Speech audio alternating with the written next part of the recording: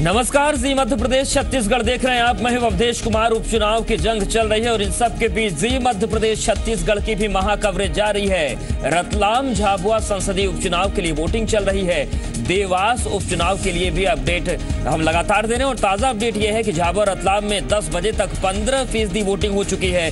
निर्मला भूरिया और कांतिलाल भूरिया के बीच सीधी टक्कर यहां पर मानी जा रही है और सुबह 7 बजे से ही पोलिंग बूथ पर लंबी लाइनें मतदाताओं की नजर आ रही हैं। 10 बजे तक के मतदान प्रतिशत की बात करें तो झाबुआ रतलाम जो संसदीय उपचुनाव है उसमें मतदान लगातार चल रहा है। पोलिंग बूथ पर लंबी लाइनें लगी हुई हैं।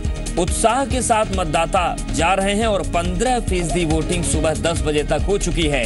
इन सब के बीच अगर मतदाताओं की बात की जाए, उनके मन को समझने की बात की जाए तो विकास का मुद्दा हर तरफ छाया हुआ है। झाबुआ रतलाम संसदीय सीट और देवास विधानसभा सीट उपचुनाव के लिए वोटिंग चल रही है, लेकिन मुख्यमंत्री शिवराज सिंह चौहान के लिए ये अग्नि परीक्षा भी मानी जा रही है, क्योंकि शिवराज सिंह चौहान ने ताबड़तोड़ रैलियां की। झाबुआ रतलाम की बात करें तो 10 बजे तक 15% वोटिंग हो चुकी है, जिसे बेहतर कहा जा सकता है। लोग गुनगुनी धूप में वोट डालने के लिए लंबी लाइनें लगाए हुए हैं। झाबुआ रतलाम की अगर हम बात करें तो यहाँ पर बीजेपी प्रत्याशी निर्मला भूरिया हैं, तो वहीं कांग्रेस की तरफ से कांतिलाल भूरिया चुनावी मैदान में है।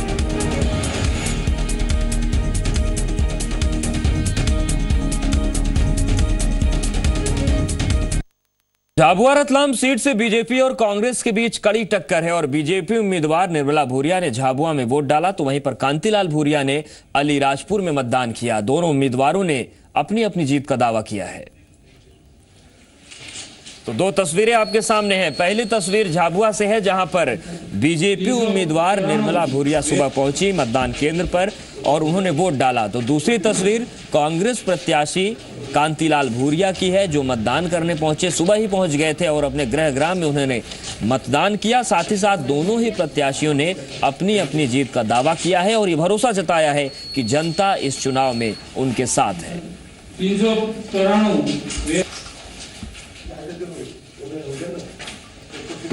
तो झाबुआ और रतलाम का रण चल रहा है, इस पर लगातार हमारी नजरें बनी है। देवास पर भी हमारी नजर बनी है, वहां पर भी मुकाबला कड़ा है कांग्रेस और बीजेपी के बीच। और तस्वीरें इस वक्त हम आपको दिखा रहे हैं रतलाम झाबुआ संसदीय उपचुनाव की, जहां पर निर्मला भूरिया और कांतिलाल भूरिया ने अपना मतदान दिया और ये भी उम्मीद जताई कि इनकी जीत पक्की है।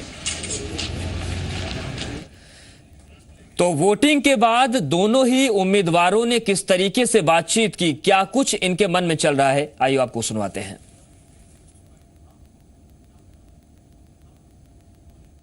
जी जीतेंगे, हम लोग भारी बहुमतों से जीतेंगे। बहुत अच्छा वातावरण है पूरे क्षेत्र में, जीत करके आएंगे। क्या मुद्दा रहेगा? विकास का मुद्दा है, चाहे वो कोई सा भी काम हो तो विकास के मुद्दे हैं। गांव में आकर मैं अपना मत का उपयोग किया कि सपत्नी सपरिवार आकर हमने अभी मतदान डाला है और पूरे विश्वास के साथ ईश्वर से प्रार्थना की है कि निश्चित ही भारी बहुमत से कांग्रेस पार्टी और मैं जीतूंगा, ऐसे मुझे पूरा विश्वास है। तो फिर चाहे आप बात करें बीजेपी के प्रत्याशियों की या फिर चाहे आप बात करें कांग्रेस के प्रत्याशी की, उनको पूरा भरोसा है वोटर्स पर, लेकिन रतलाम के वोटर्स में किस तरीके का उत्साह है, वो क्या सोच रहे हैं इस पूरी स्थिति में मतदान के दिन, चलिए आपको वही सुनवाते हैं।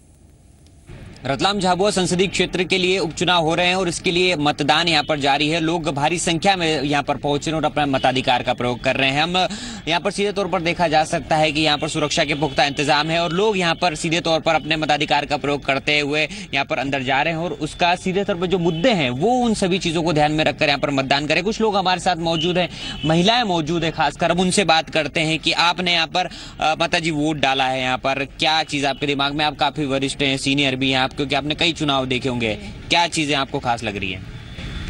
खास चीज यही लग रही है कि भाई बूढ़े लोगों के ऊपर भी ध्यान दिया जाए और सड़क, पानी, रोड वगैरह ये सब सुधारा जाए। और सब लोगों की सुनी जाए। यहाँ सीधे तौर पर यह कहना है कि यहाँ पर जो बुजुर्ग हैं उनकी तरफ भी ध्यान दिया जाए। यहाँ पर एक सड़क की जो समस्या है वो उस तरफ भी ध्यान देने की यहाँ पर बात की गई है। साथ ही साथ यहाँ पर जो पानी की समस्या उसको लेकर भी कहीं ना कहीं लोगों के दिमाग में मुद्दे यहाँ पर साफ तौर पर नजर आ रहे हैं। लेकिन अब ये देखना होगा कि जो मतदान हो रहा है इसका प्रतिशत किस तरह से बढ़ता है और लोगों के जो अपने वोट डाले हैं वो किस पार्टी को मिलते हैं। कैमरा पर्सन दीपक कुमार के साथ शरद व्यास, जी मीडिया, रतलाम। तो झाबुआ रतलाम संसदीय सीट के लिए उपचुनाव चल रहा है। रतलाम की अगर हम बात करें तो सुबह 9 बजे तक करीब 13% वोटिंग हो चुकी है। रतलाम ग्रामीण में 9 बजे तक 22% मतदान हुआ। रतलाम शहर की बात करें तो करीब 8% मतदान हुआ। लेकिन इन सब के बीच लोगों का क्या सोचना है ये जानना भी बेहद जरूरी हो जाता है। मेन मुद्दा तो हमारा क्या है कि जैसे कि रतलाम में जो है सबसे जरूरी है सड़क का काम। रतलाम में कुछ एरियो में सड़क बनी है, कुछ एरियो में नहीं बनी है। दूसरा मुद्दा है कि माही का जल यहाँ लाना। एक तो कानून व्यवस्था नहीं है, ट्रैफिक बहुत एंड में नहीं आगा और सड़कें नहीं है यहाँ सही से। पानी भी टाइम से नहीं देते हैं, आए दिन नल बंद कर देते हैं, आए दिन 2-2 3-3 दिन में नल देते हैं। ये व्यवस्था सुधर जाए। बूढ़े लोगों को ऊपर भी ध्यान दिया जाए और सड़क, पानी, रोड वगैरह ये सब सुधारा जाए और सब लोगों की सुनी जाए। यहाँ पर तो जो वोटर्स हैं उनके अपने मुद्दे हैं, प्रत्याशियों के अपनी दावे और दलीलें, लेकिन इन सब के बीच राजनीतिक विश्लेषण भी जरूरी हो जाता है। हमारे साथ खास मेहमान जुड़ रहे हैं भोपाल से वरिष्ठ पत्रकार विजय दास जी, आपका स्वागत है सर। सबसे पहले यही जानना चाहेंगे, आज जो वोटिंग हो रही है, जो आज मतदान हो रहा है, शिवराज सिंह चौहान के लिए कितनी बड़ी अग्नि परीक्षा है ये? शिवराज सिंह चौहान के लिए तो सबसे बड़ी चुनौती इसलिए है क्योंकि वे इस प्रदेश के मुखिया हैं, मुख्यमंत्री हैं जी। और जब सत्तारूढ़ दल चुनाव मैदान में होती है तो मुख्यमंत्री की प्रतिष्ठा दांव पर रहती है। आप यदि रतलाम झाबुआ संसदीय क्षेत्र के मतदाताओं का आकलन करते हैं तो आप देखिए कि महिला और पुरुष मतदाता लगभग बराबर हैं। 2,35,000, 2,30,000 ये बराबरी की संख्या है। महिला मतदाताओं में सरकार के प्रति क्या अपेक्षाएं हैं, ये इस चुनाव में एक महत्वपूर्ण मुद्दा हो सकता है जी। तो जहां तक सरकार की योजनाओं का असर और सरकार की नीतियों का असर इस चुनाव में देखने को हमें मिलेगा, वो यह है कि महिलाओं के लिए शिवराज सरकार ने आखिर किया क्या है जी। देखिए, जब भी उपचुनाव होते हैं तो 2 प्रकार के फैक्टर हमेशा हावी होते हैं। एक फैक्टर होता है कि जनता समझती है कि जिसको हम चुनाव जिताएंगे वो विकास किस गति से कर पाएगा। दूसरा फैक्टर होता है सत्तारूढ़ दल का कि उसमें व्याप्त भ्रष्टाचार जी। और अच्छी बात यह है कि विकास क्या कर सकती है सरकार, इस पर निर्णय होते हैं।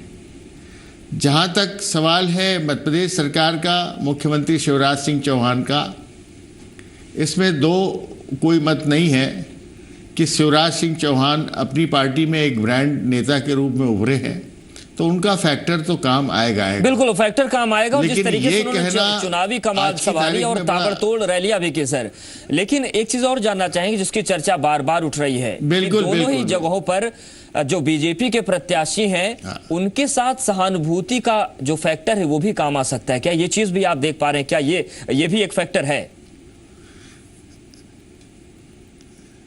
नहीं, सहानुभूति का फैक्टर तो दोनों के साथ है, इसमें कोई दो मत नहीं। दोनों भूरियां हैं, दोनों के साथ भूमंडल है, दोनों के साथ राजनीतिक परिस्थितियां भी सामान्य हैं, दोनों अनुभवी हैं। कांतिलाल भूरिया भी 5-6 बार लोकसभा के सदस्य बन चुके हैं, पारंगत रह चुके हैं। लेकिन जो महत्वपूर्ण मुद्दा है वो ये है कि आज एंटी इनकम्बेंसी फैक्टर का फायदा कांग्रेस के उम्मीदवार को कितना मिलेगा जी, और शिवराज ब्रांड का फायदा बीजेपी के उम्मीदवार को कितना मिलेगा, ये महत्वपूर्ण फैक्टर है जी। जहां तक हम एंटी इनकम्बेंसी फैक्टर का सवाल पैदा करते हैं, देखते हैं, उसकी तरफ देखते हैं, तो 2 प्रकार के एंटी इनकम्बेंसी फैक्टर इस चुनाव में देखने को मिले हैं। मैं भी उधर गया था, मैंने देखा। एक तो मोदी सरकार का एंटी इनकम्बेंसी फैक्टर है, मतलब केंद्र सरकार का, और दूसरा व्यापम जैसे मुद्दे को लेकर मध्य प्रदेश सरकार का भी एक एंटी इनकम्बेंसी फैक्टर है, जिसका फ़ायदा उठाने में कांग्रेस का उम्मीदवार काफ़ी ताबड़तोड़ मेहनत कर रहे हैं, इसमें कोई दो मत नहीं है। लेकिन शिवराज ब्रांड, शिवराज की संगठन क्षमता, शिवराज सिंह चौहान की जो वाक शैली है, भाषण शैली है, जिसका प्रभाव, ये सारी चीज़ें काफ़ी महत्व की हैं। इसको देखकर ऐसा लगता है कि दोनों पार्टी के उम्मीदवार आज बराबरी की स्थिति में हैं। मतलब कांटे की टक्कर है, मुकाबला बेहद सत्तारूढ़ दल टकराव का वाला एक है। विकास बहुत बड़ा, बिल्कुल बिल्कुल कांटे की टक्कर है। मतलब मेरा तो ये मानना है कि यदि हार जीत होती भी है तो बहुत नजदीकी से हार जीत होगी, बहुत नजदीकी होगा, बहुत बड़ा अंतर सामने नहीं आएगा यदि लोकसभा में। बिल्कुल सर, लेकिन यहाँ पर एक चीज बात करना हो जरूरी हो जाता है। बहुत बड़ा अंतर सामने वोटर्स की बात करें, वोटर से हमारे संवाददाता लगातार जुड़ रहे हैं, उनसे जानने की कोशिश कर रहे हैं कि आखिर उनके दिमाग में क्या चल रहा है। तो हर जगह एक ही बात निकल कर आती है कि अलग अलग आयु वर्ग है तो उसकी अपनी जरूरतें हैं, लेकिन विकास का जो मुद्दा है केंद्र में है। तो क्या माना जाए कि जो वोटर्स का विकास के प्रति जो रुझान बढ़ा है, ये भी भारतीय राजनीति को बदलने में एक अहम योगदान दे रहा है, और अब जो जाति पाति और तमाम चीजों की बातें होती थी वो धीरे धीरे घट रही हैं, और ये एक सकारात्मक पहल है? नहीं, जाति और जो धर्म के आधार पर राजनीति होती थी वो लगभग लुप्त हो गई। अब हर आदमी जागृत हो गया है, हर आदमी विकास के प्रति जागरूक हो गया है। वो कहता है मेरे यहाँ सड़क नहीं है, वो कहता है मेरे यहाँ पानी नहीं है, कोई कहता है बूढ़ों के लिए कोई इंतज़ाम नहीं है, कोई कहता है जवानों के लिए नौकरी नहीं है। मतलब हर व्यक्ति, हर मतदाता इस बात के लिए जागरूक है कि उसे चाहिए क्या। यदि सत्तारूढ़ दल उनकी ज़रूरतों को पूरा करने में सक्षम हो तो सकता है मुख्यमंत्री का ब्रांड यहाँ पर काम आ जाए। वरना जिस तरह बिहार का चुनाव हमारे सामने आया है, वो असर मध्य प्रदेश के चुनाव में पड़ेगा ऐसा संभव तो दिखता नहीं, लेकिन उसका थोड़ा बहुत असर इसलिए पड़ेगा क्योंकि ये ताज़ा तरीन चुनाव है। आज ही मुख्यमंत्री की शपथ हुई है, तो नीतीश कुमार की शपथ हुई है, तो उसका भी असर यहाँ पड़ेगा कि भाई आखिर बिहार में भाजपा को लोगों ने वोट क्यों नहीं दिया। हालांकि आदिवासी क्षेत्र है, झाबुआ, रतलाम, नगरीय क्षेत्र वहाँ बहुत कम है, वैसी राजनीतिक चातुर्य या जागरूकता हो या ना हो, लेकिन ये मान के तो चलना पड़ेगा कि एंटी इनकम्बेंसी फैक्टर यहाँ पर कहीं ना कहीं काम कर रहा है, जिसकी वजह से ये बातें निकल कर बार बार आ रही है कि साहब हमारे यहाँ सड़क नहीं है, हमारे यहाँ पानी नहीं है, हमारे यहाँ बिजली नहीं है, हमारे यहाँ रोजगार नहीं है, हमारे यहाँ बूढ़ों के लिए कोई काम धंधा नहीं। मतलब जिस तरीके से बातें आ रही वो विकास के प्रति एक लगता है विकास से जुड़े मुद्दे हैं, जिसको लेकर वहाँ पर चुनाव प्रभावित हो रहा है।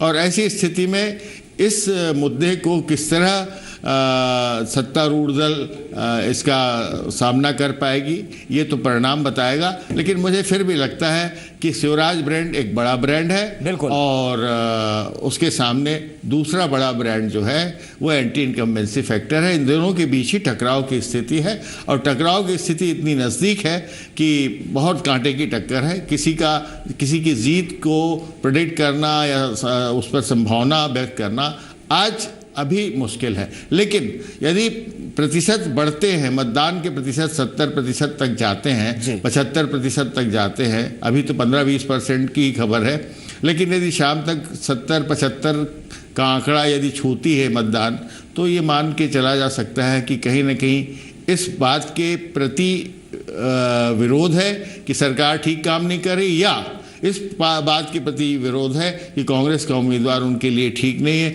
इसलिए निर्मला भूरिया को जिताना जरूरी है करके लोग निकल के वोट दे रहे होंगे। ऐसा हो सकता है, लेकिन अभी कुछ कहना मुश्किल है। बिल्कुल, मतलब संभावनाएं कई तरीके की है, लेकिन कुल मिलाकर जो बात निकल कर सामने आ रही है कि टक्कर कांटे की होगी। और जो बड़ा अंतर पिछली बार दिखा था कि लगभग 1,18,000 वोटों से कांतिलाल भूरिया आ रहे थे, वो अंतर इस बार नहीं, वैसा अंतर इस बार बिल्कुल नजर नहीं आएगा। इसमें कोई दो मत नहीं है, इसमें कोई दो मत। जाहिर सी बात है, तो विकास की बात जनता भी लगातार कर रहे हैं, और हम भी लगातार आपको अपडेट्स ही देने की कोशिश कर रहे हैं कि किस तरीके से रुझान बदल रहा है और किस तरीके से जनता वोटिंग कर रही है।